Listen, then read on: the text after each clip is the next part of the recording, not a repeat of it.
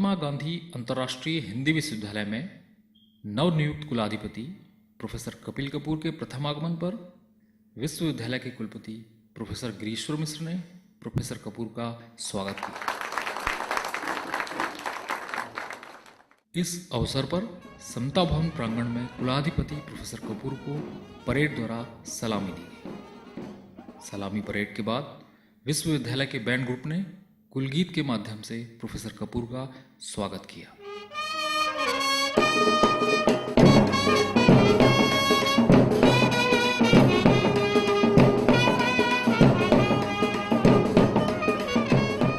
इस अवसर पर विश्वविद्यालय के कुलानुशासक प्रोफेसर सूरज पालीवाल, प्रोफेसर मनोज कुमार सहित समस्त विभागों के अधिष्ठाता एवं समूचा विश्वविद्यालय परिवार उपस्थित रहा।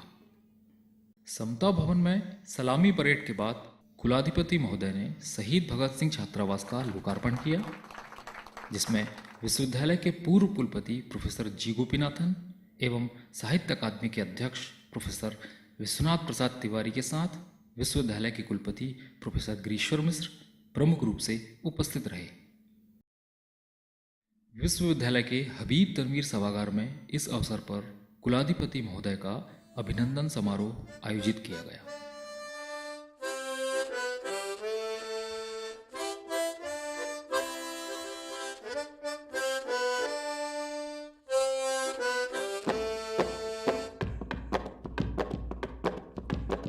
संचार एवं मीडिया अध्ययन केंद्र द्वारा निर्मित विश्वविद्यालय की समसामयिक गतिविधियों पर आधारित न्यूज़ बुलेटिन एवं विश्वविद्यालय की द्विमासिक समाचार पत्रिका का लोकार्पण किया गया।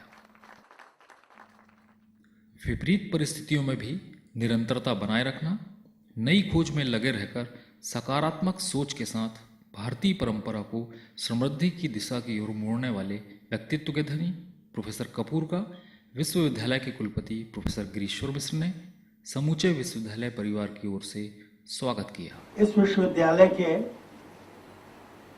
तृतीय कुलाधिपति के रूप में हम सब हृदय से स्वागत करते हैं प्रोफेसर कपूर का।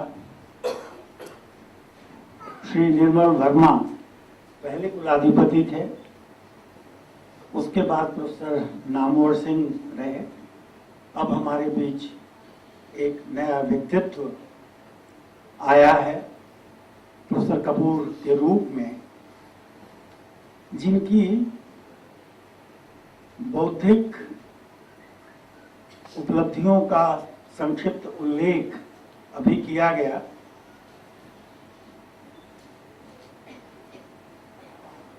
वो जो देश गान है जिसमें फुल्ल कुसुमित ध्रुमदल शोभिनी, उसी तरह से फुल्ल कुसुमित रूप में ये हमें हमेशा प्राप्त होते हैं।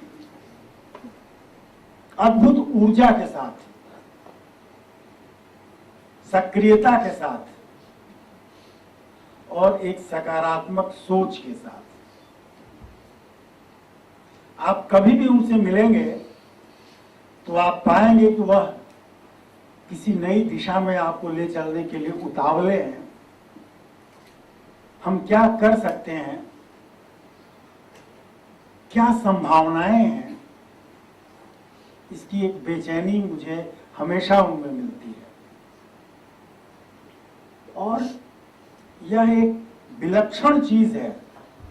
विलक्षण इसलिए कि उस परिस्थिति में भी जब वैचारिक रूप से लोग दूसरे ढंग का सोचते थे या जब उसी ढंग से सोच रहे हैं, उन सब से अप्रभावित रहे हुए बिना निरंतर यह देखना कि भारत की परंपरा में ऐसा क्या है जो उसका अपना है। काव्यशास्त्र हो या भाषा विज्ञान हो या साहित्य का अनुशीलन हो, निर्वचन हो, अनुवाद हो, इन सब में सहज रूप से पैठ रखना और ये देखना कि क्या हम सीख सकते हैं यहाँ से, क्या हम ग्रहण कर सकते हैं यहाँ से, हमारा अपना दाय क्या है, ये एक बड़ा महत्वपूर्ण प्रश्न है देश के लिए, समाज के लिए, संस्कृति के लिए। इसकी उपेक्षा हम नहीं कर सकते। आप ये सब हटा दीजिए तो उसके बाद क्या बचता है आपका? जो बचता है वो तो सबका है, आप स्वीकार करें उसको। आपकी पहचान किस रूप में हो, उसका मार्कर क्या हो, यह तो कहीं सोचना पड़ेगा। केवल ये हमारी समस्या नहीं है, और की भी यह समस्या है कि आप वहां देखें कि किस प्रकार विचार हो रहा है। तो जो वैचारिक रूप से समृद्ध ज्ञान परंपरा है, उसको प्रस्तुत करना, उसको संजोना और उसको सामने ले आना, ये कोई इनसे सीखे। पोएटिक्स के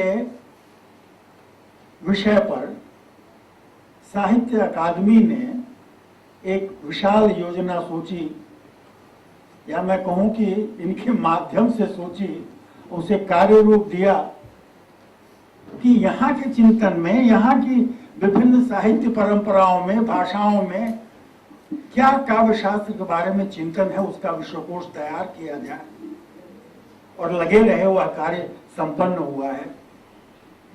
अभी चर्चा चल रही थी, एक दिन तो बता रहे थे कि मैं अब महाभारत के विश्वकोश के ऊपर काम कर रहा हूं। तो विराम नहीं लेते हैं, और कहीं न कहीं उद्यम यह रहता है कि क्या कुछ अच्छा हम समाज को दे सकते हैं।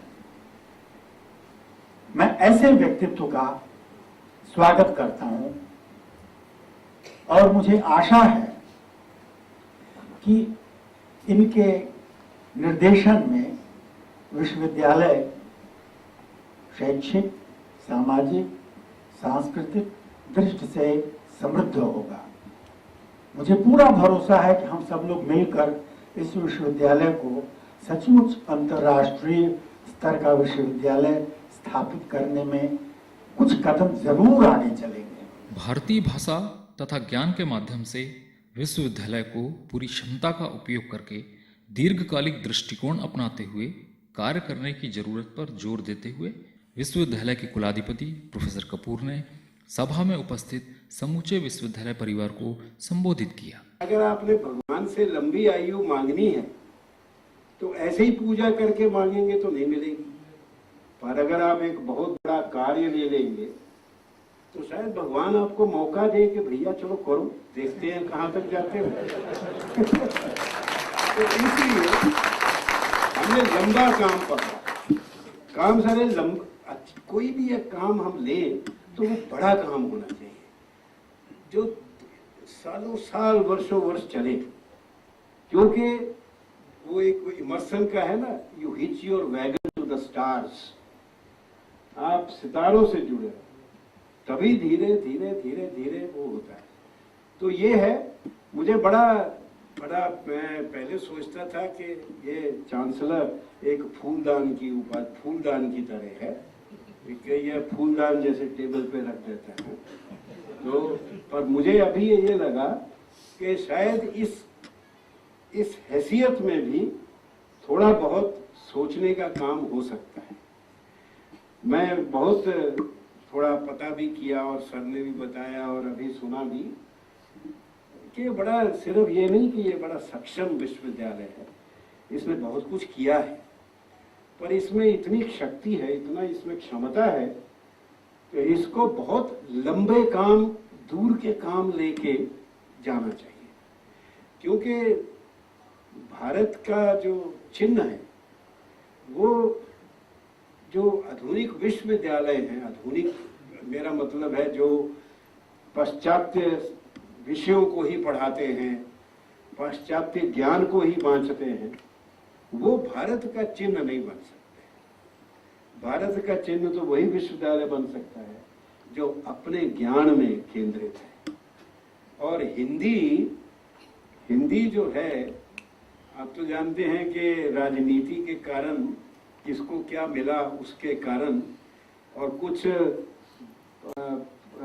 पश्चिमी भाषा विज्ञान के कारण हमने पहले भाषा को डायलेक्ट में, फिर डायलेक्ट को इडियोलेक्ट में, फिर इडियोलेक्ट को आइसोलेक्ट में, क्योंकि सारा जो चिंतन है पाश्चात्य वो खंडन का है, हर चीज को खंड खंड खंड में बांटना, जबकि भारतीय चिंतन अखंड का है। मंदिरों में दिया जला होते बोले अखंड ज्योति, अखंड ज्ञान, अखंड परंपरा।